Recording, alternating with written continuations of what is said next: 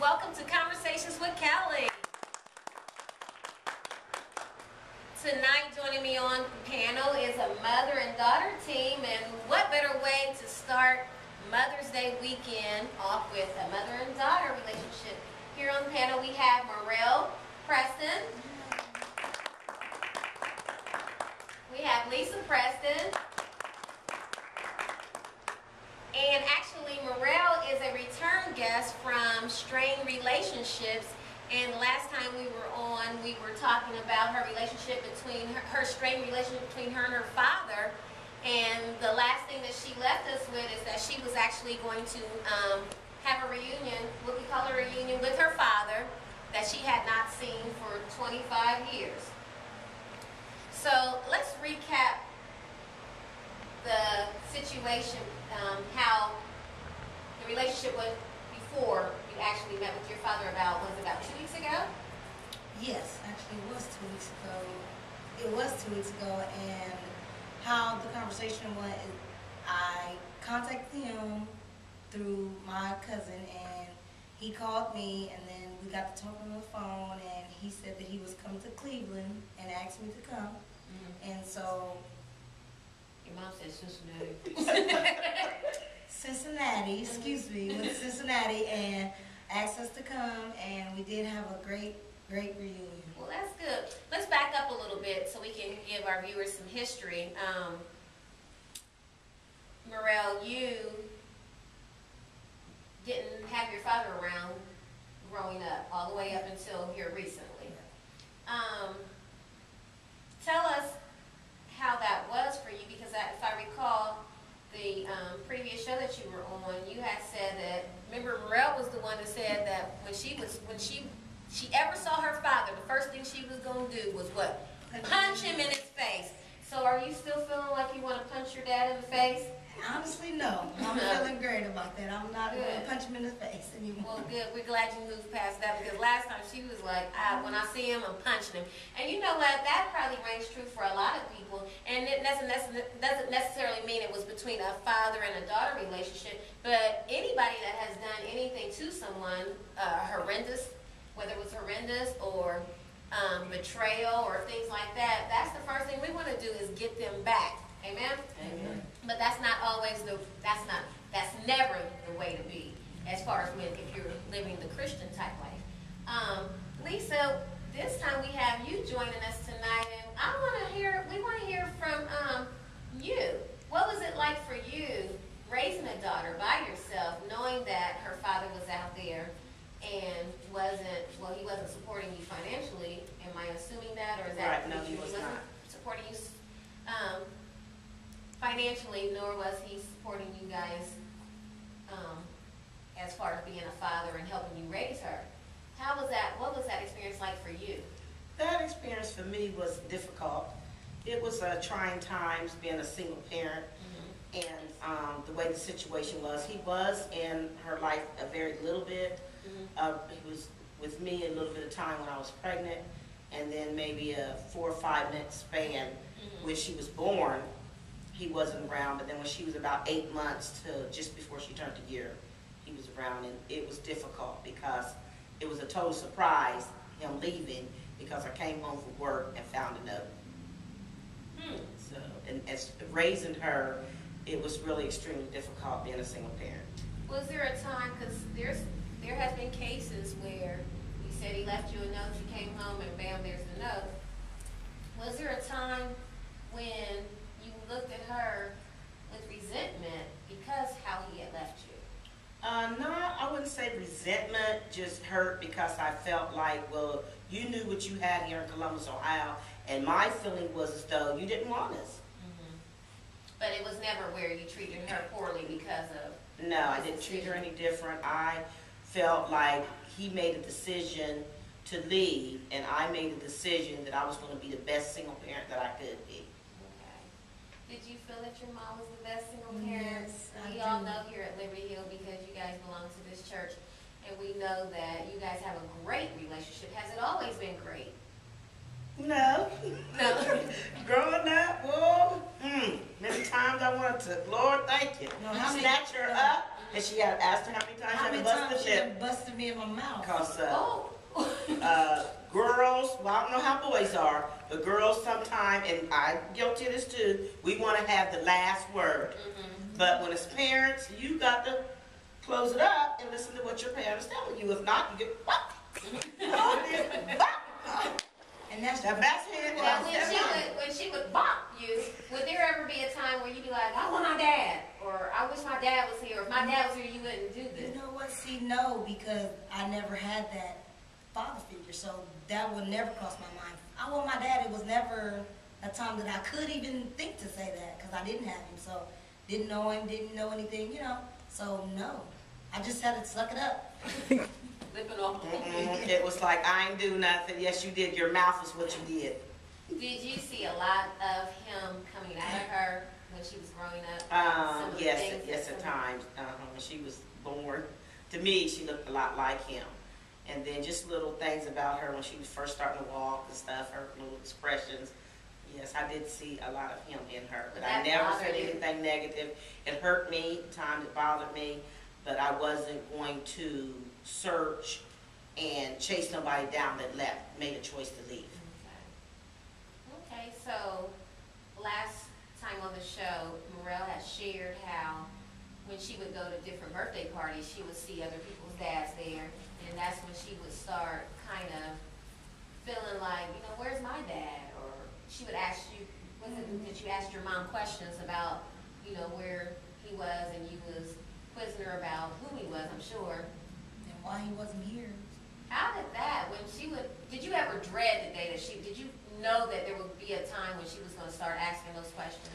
Yes, I thought I was prepared for it, but you're never not prepared when your child comes to you and say, well, where's my dad, where's that? And I just basically explained to her, I didn't get in a deep conversation with her. I said, well, he's out of town, and I'm not trucking him down to figure out what state he's in. I think he's still in North Carolina. Was there ever a time that you got tired of hearing her ask you that?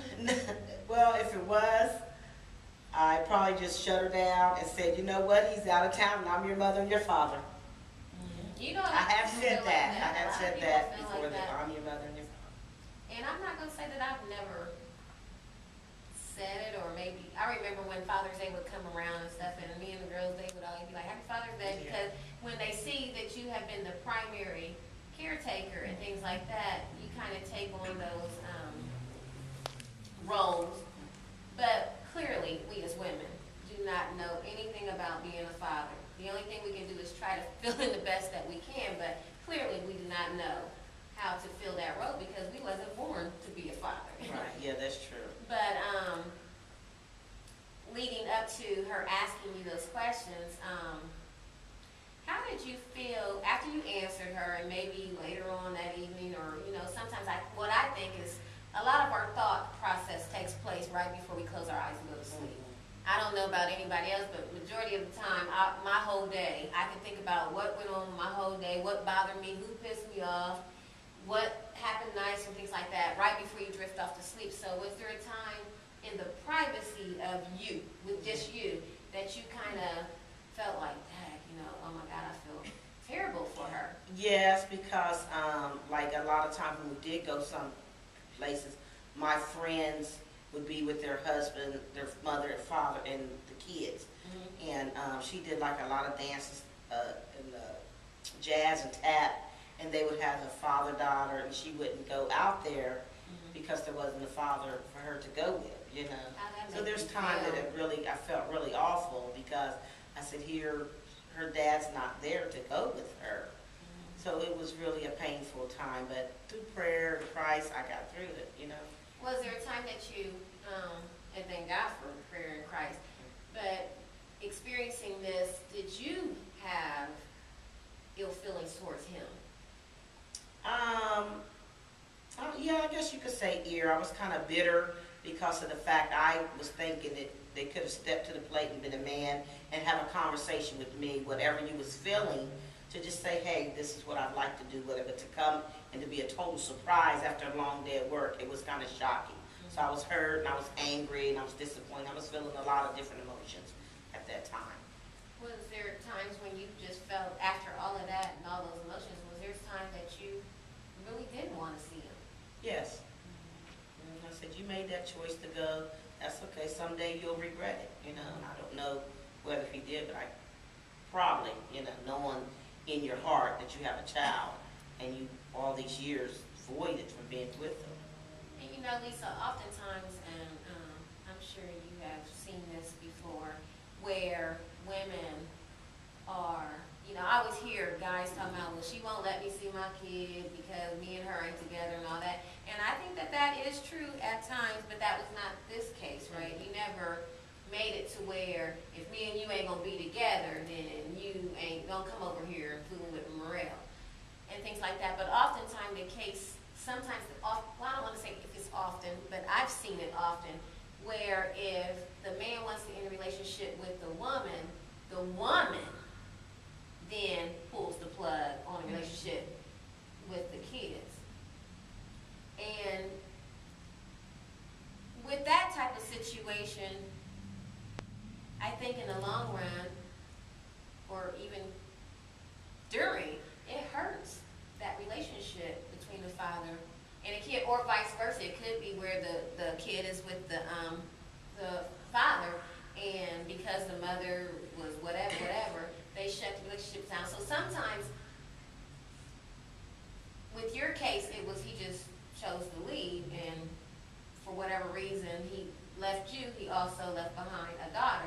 But there has been times where I've seen and witnessed where you don't want to be with me, well, don't come over here fooling with your kid, or putting stipulations after the relationship has dissolved, putting stipulations on, well, you better not, if they get another girlfriend, don't have my baby over such and such house, and you better not have them over this. But when can we get to a place that when the relationship has dissolved, you can still be a dad, I can still be a mother, and we can raise these kids together?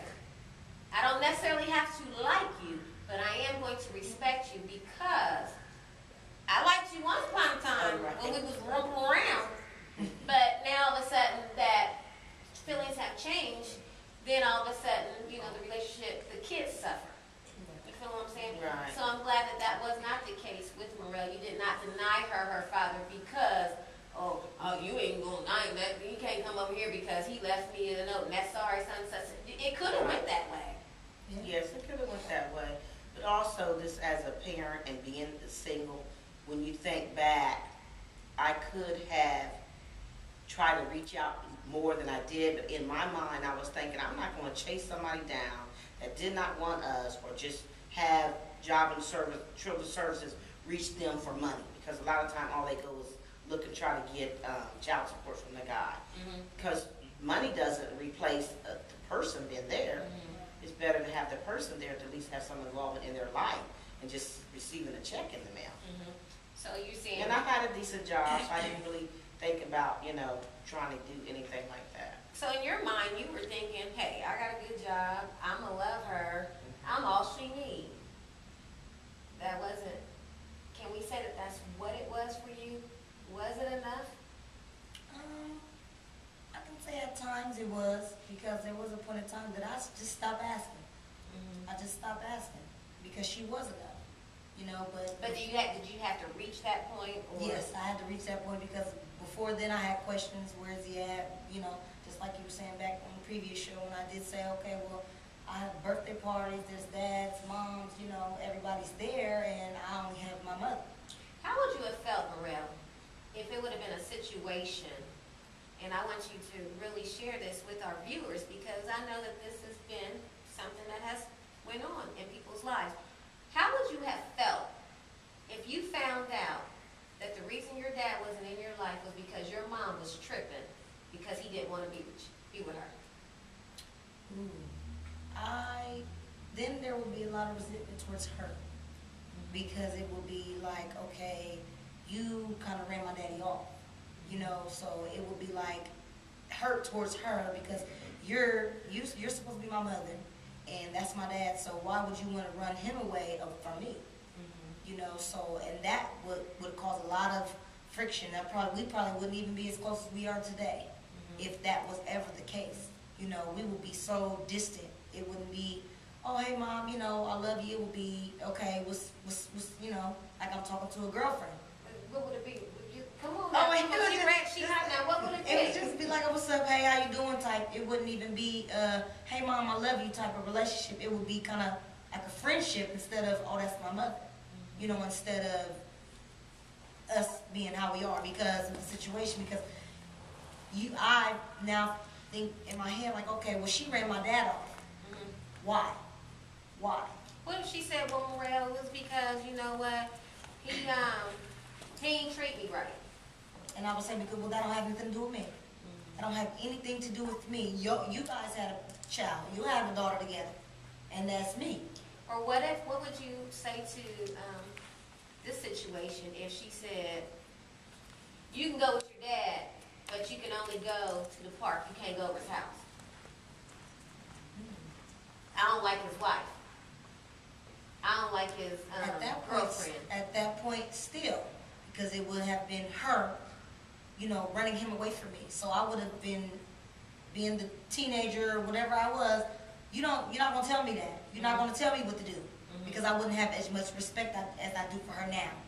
I would just be like, you're not going to tell me what to do. I'm going to go over to my dad's house and I'm going to sit there with his wife, him, his kids, whatever. I wouldn't have as much respect as her telling me just go to the park. I would have went to his house. Because at that point, as a mother, how can you sit here and tell me? But see, as a teen, you probably could get that off. It would probably get to that point. But we're talking like 6 years old, 6 and 7 and 8, where your mom still has that. Well, at 6 and 7 years old, I would have no choice but to go to the park and, you know, spend But time how with would my that father. probably made you feel? A little awkward, I would think, at 7 years old. Why is my mom telling me just to go to the park and ask my dad? You know, not to go to his house and, you know, have fun or whatever over there. So it would probably have made me feel a little awkward at 7. You know, it would just, I wouldn't know how to process it. Right. That I wouldn't know how to process the whole ordeal. Okay. But you know what? Those types of scenarios ring true for some kids. And it's unfortunate, and I think that's a very selfish act on behalf of that parent. Right. Yes, And even though you might think that you're doing something, like I'm gonna pay him back for leaving me, or I'm gonna really, because what you're doing is you're trying to transfer that hurt that you're feeling back onto that person, and really it never really transferred, because really what it transfers to is it comes to the children. Some kids from when that happened, I've heard of cases like that. They rebel so much, and it's just like problems after problems because they're acting out of how they're feeling. They're doing just things you would think they would do. And so you may not see it manifest while they're still 7 and 8 and 10 years old. But when you hit that hump, that 16, 15 mark, it's all the way live, because they want some answers. Right. They want some answers, and eventually, if you've been lying and fabricating and painting this ugly picture about this person, eventually those kids, they're smart enough, they're going to They find. can figure that out. Yes, they are. They're going to figure that out. So thank God, Lisa, you wasn't that type of mother that tried to, that story was the truth about your life. I'm glad that was not your story. Yeah, me too. But you said that if you had it all over to do again, what would you have done different? Would you have reached out? I would have reached out. When she began to ask questions, I would have reached out. I would have went to the last information that I knew to try to find him myself and have a conversation with him and say, well, you know, okay, you've been gone. She's 8 now. It's time to come, you know, so you can spend time with her, so you can at least have some kind of active time in her life. Okay. Because And that way I would have allowed her to go to summer down there, or however it was that would get it worked out. It could have been worked out differently. It could have, and then again, it could have You been never where he know. might have rejected or whatever. Right. But you said on your end, you would have tried to make the attempt to mend the relationship. Okay, so. Because it's, during times raising her, it's been fearful of thinking that would she want to get involved or be like fast or something towards older boys or men maybe because of the void of a love from a father. And that was always the fear when she became the adolescent, teenage time of her life. But thank God, you know, I just prayed and don't allow that, you know, and I just try to give her all the love, you know, that I could to fill that void. void that was empty there, because I wouldn't know how it felt like, Right. because my father was in my life. Well, let's talk about the reunion. So again, Morel is meeting her father for the first time. It's been about a couple weeks now. We no longer have the fist ball. We ain't saying when I get to Cincinnati, I'm gonna punch him in the face. They have open arms. Open arms. What was it like the night before? What was it like for you the night before as you were anticipating meeting him? It was strange because I was like, okay, I'm excited, but then again, I'm like, okay, well, I pray that everything goes good, that we both have open arms, both accepting, you know, to each other, loving, you know, and it won't be no negative, nothing. So, and it was just that. It was just that. And Could you sleep the night before? no, You I couldn't? didn't. No, I couldn't. Was you asking your mom a bunch of questions like, what do you look like, or was you asking her? any No, questions? I didn't even ask her any questions. I was just within myself, like excited and to know that I'm gonna meet my dad. Like, you know what I mean? I'm gonna meet my dad. So I was more excited than anything. I couldn't sleep. I was just anticipating the day or the time and what time we got there and all that. Do you know, just watching your expression right now, it reminded me of a 7-year-old girl in the window talking about, you know, my dad, and that's what it looks like right now, and you're at age 25, and you appear to look like that girl that is 7 years old in the window, anticipating my dad's coming home from work, and that's wonderful because there are people out here that believe that if my dad's been gone that long, it's a wrap. There's no how, and they're probably going to be watching right now saying, how? There's no Can she be that forgiving? Because I prayed a lot for me to be allowed to not want to punch him in the face, to just being able to just talk to him in a manner like we're talking and not say any and everything, and for me to be loving and caring. And when I seen him, it was like I was seeing my dad. And for anybody out there that's haven't seen their dad and wants to see their dad, once they do have that connection and meet their father, they're going to understand what I'm talking about. It was like I was talking to my dad. Like no time had passed. We was been knowing each other forever, you know, and we were talking like that. We hugged each other like that. His face lit up, my face lit up. So it was like a kind of reunion that we've just, you know, seen each other last weekend, you know. So that's kind of how you can forgive and say, oh, well, he hasn't been there that long. Once you get in your father or even mother's presence, it's just so exciting, and you can feel like that's my daddy. Like that's me, you know, that's my other half. Instead of just always having this one half that you always knew, you know. So it was just very exciting. Lisa, how did you feel? Was you nervous the night before? The Did night you want to before- punch him in the face? Where you been? Did you have that letter? Like, here this letter I is. really did not know how I was going to feel. No.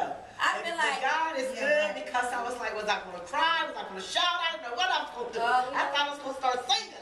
This is the day. I did, but it was really, it was great. Go ahead, It was get great. yourself. It was really great because, I mean, it was just like, hey, what's going on? How you been? He calls me by first name, Tony. So how you been, Tony? It was great. It was a positive. So you didn't come packing with the letter come out. No. Listen here. No, you left I this did not. 25 years ago. No, No, I nothing did like not. that. We did have a little opportunity to talk. I didn't say anything negative. You know, it was great. So I think if we quit spending so much time on it, we quit focusing on the bad and just start embracing the good. What's the next step? What's the next move?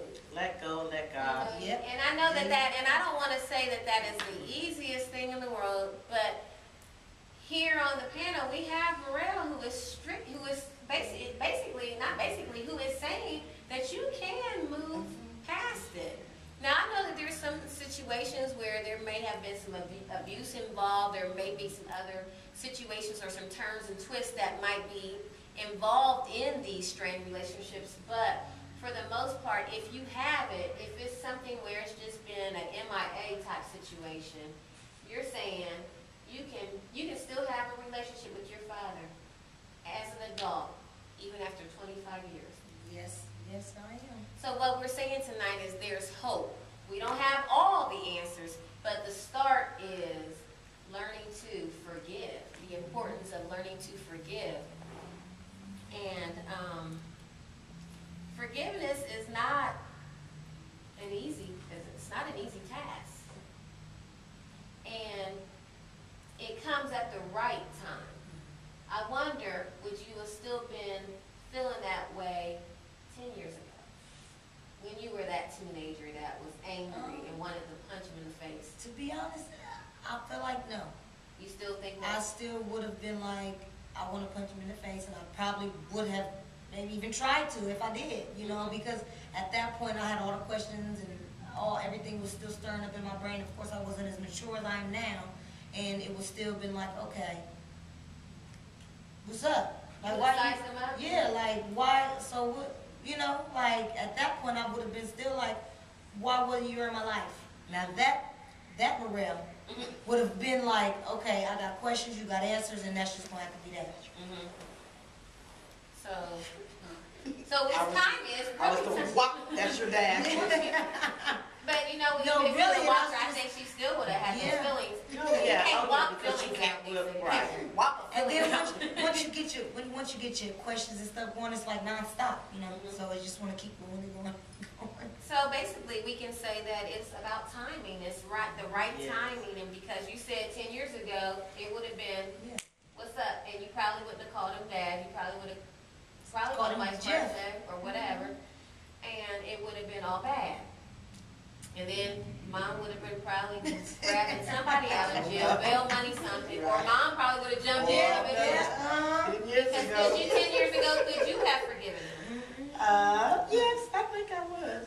Because I I don't think know, that if though. my daughter is giving him the business and tears is flowing, I think I'd have to give him the business too. It would just because of feeling that, you know, when our child is hurting, it's kind of like, you know, you hurt hurt too. her, You hurt and too. here this letter, this letter. You know, I'm still mad about that letter. Here this letter, but I'm just so grateful that we don't have one of those shows where it's kind of like you are the father, or you're not the father, or whoever's rolling around the floor because you don't get along with the girlfriend and the baby. We got other baby moms and all. It could have been that, but it wasn't that. But forgiveness is a hard thing, and it doesn't happen overnight. You know, it's something that you got to work at. It's something that you got to pray about and ask God to take. Because remember the lady that I was talking about on the show where we were talking, I forget what show it was, but we were talking about how she barked. Oh, yes. Yeah. And that was kind of her way of dealing with the situation. But she said after the fact, what show was that? Was it Strained Relationships? And I brought that up. Maybe it was Strained Yeah, it Relationships. was. Well, anyway, she was talking about, you know, how her husband had cheated on her and did all this stuff. She said every time she saw him, she started barking like a dog. And that was kind of her therapy of helping her get through the situation. But she said and then sometimes he would walk in the house to visit with the kids and she would just bop him upside his head. And she said she had got tired of that and she just got on her knees and asked God to take the resentment and take all the animosity out of her heart. And again, that's a process. But I think it starts with wanting to. Right. You have to want to, Yes, because you if do. you don't want Yes, to you do. forgive, then you might as well hang it up. There's no sense in saying, Lord, help me with forgiveness, and you really don't want to forgive. And over the years, there's been situations where I had to forgive, and not only that, I've been on the opposite side where I had been in need of forgiveness. And I will share with the viewers this and with the panel with this is I thought that the person who you might have done something to had to say they forgive you in order for you to receive forgiveness. And I remember Brittany she was going to either be a junior or senior in high school, and I had done something. Actually, you know, I just tells my business. I had messed with a married man before. And after I had started trying to live right and coming to know, well, I knew it was wrong then, but you know, I didn't understand how wrong it was biblically for what I had done. And I was starting to want, as I was moving closer to God, I was wanting to fix some relationships that I had that caused some strain on and some unrest with. And I had always prayed, Lord, I hope I run into her. And I remember I was at the emergency run time with someone, and I thought I seen a glimpse of her go by. I went chasing, and I never did. I don't know if that was ever her or not. But I had an opportunity. I had went to this little thing my daughter was involved in, and I saw her. And that whole time, as the program was going on, my mind was totally on her. I have to ask her to forgive me. I have to ask her to forgive me. I couldn't even have watched. It was the fashionetta thing where the sororities would get together and your daughters would go through these, all that stuff that the kids go through when they in high school. And when it was over, I went towards her and I said, and she wouldn't let me get her. She's like, I don't want to hear nothing you have to say. And I was like, no, I don't want to hear nothing you can. No, I'm trying to force this lady to say, I need to tell you, I'm sorry. I want to explain, there's no explaining I did it because it was basically, I was wrong. Right. And I should have never done you like she would not let me get up. My best friend had to pull on me and say, Kelly, that's enough. And I think she had gotten bothered because the girl, she was treating me pretty bad, but I deserved it. Right. That was her husband. And she was pulling, and I kept saying, no, I was going to force her to forgive me because I thought that was the only way that I could actually get forgiveness. And she walked me away, and I was so upset and like, oh my God, I just really just wanted to apologize to her. And I really meant it from really from the depths of my heart. And she was like, even if she doesn't accept your apology, or I said, she wouldn't let me say what I wanted to say. She says God knows, and He forgives you. And I said, but I didn't get to tell. She said, it doesn't matter if you tried to tell her. She refused you. And you know what my prayer ended up being? I received that. And I felt a weight lift off of me. But my prayer was, it scared me for her. Even though I was the perpetrator, I did that to her. What scared me was her unwillingness to forgive me. And then that kind of places her in not good standing with the Lord. You feel what I'm saying? Yes. And you would think, like, why is that? Because I was feeling like, why should she be in that position when I was the one that did her wrong? But the Bible clearly tells us, and now we can open it up for our devotional tonight. The Bible in Matthew chapter 6, verse 14 through 15, talks about forgiveness.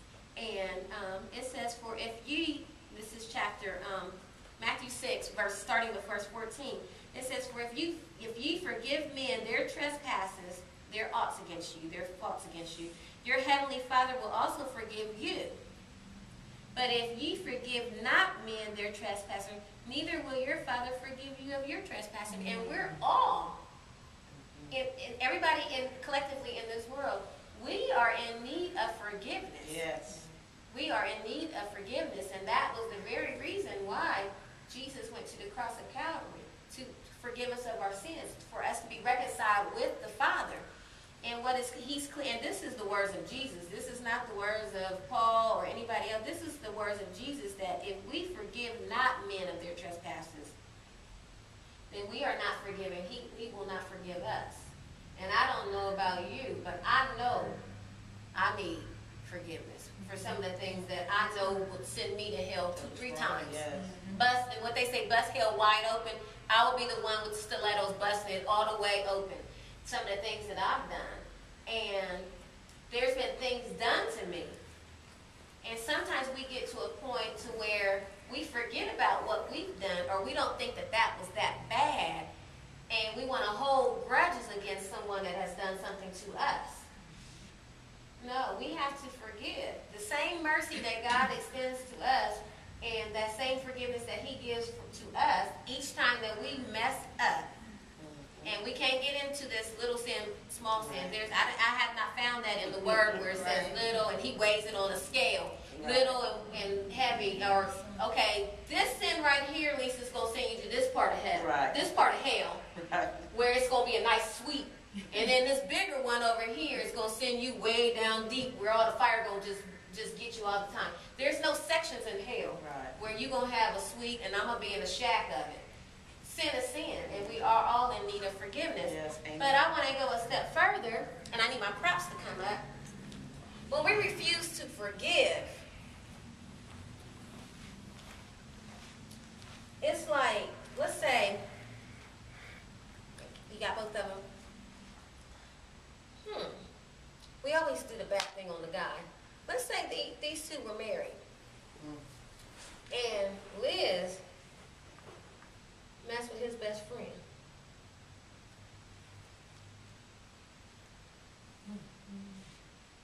Lisa, don't start shouting. It ain't time yet.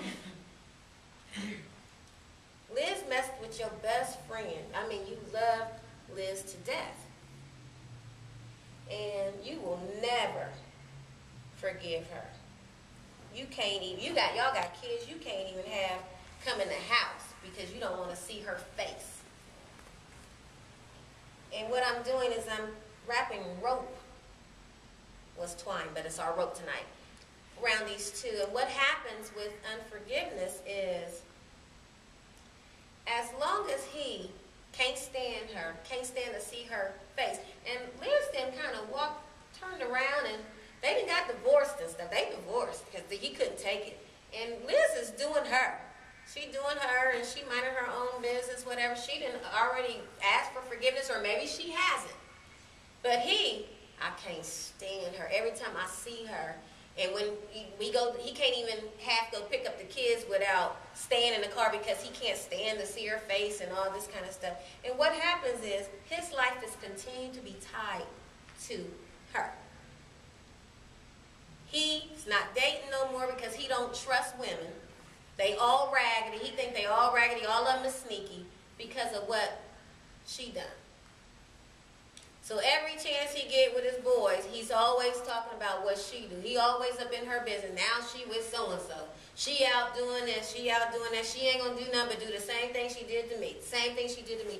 And every time, if that's all you can think about is what she did, you can't move on with your life because of what she did. Look where you chain to. You constantly chain to her. She over there getting her swerve on. Break it down. She breaking it down and you just steady. I can't stand her. I can't stand her. Can you break all the way down? 40 and up club can't go all the way down. Oh, how low can you go? Okay. But that's what happens. And again, maybe it's not a situation where it's been infidelity. But let's say with Morel's situation, her dad left her and bounced on her. And all she want to do is when I see him, I'm punch him in his face. But dad over here, he got other kids and he's doing other stuff and went on with his life and things like that. And we don't know what dad is thinking about. Dad could be thinking about all the stuff that he's done to Morel, but all she can think about is, I can't do my dad. And then she can't function in a relationship because she's putting everybody in this category. So every time her dude leave out the house, or her husband, Morel's husband, she can't even function with her husband because every time he leave out the house, she thinks, well, last time my mama, he done left, my dad left my mama a note. Where you going? You gonna leave me a note? She can't trust because she's still tied to this. So what happens with forgiveness, unforgiveness is we think that if we cut this, he get away. And she's just left here like, well, he get away and my life is over. But no, sweetheart, forgiveness is for us. It's for us. Because when we forgive, she can go and the strings is tied. She can move on with her life, and he can move on with his life. And healing can begin. So when we choose to rope ourselves and keep ourselves in bondage to ropes, and we rope ourselves around the tragedy of what happened in life, maybe your rope is tying you to that person that molested you. Maybe your rope is tying yourself to the person that raped you. Or maybe your rope is tied to a father that never claimed you. Maybe you're tied to that mother that didn't show you the love that you felt like she should have showed you. And now you're holding on to grudges and unforgiveness, and you can't move because you all twisted and tied up with what somebody else has done to you.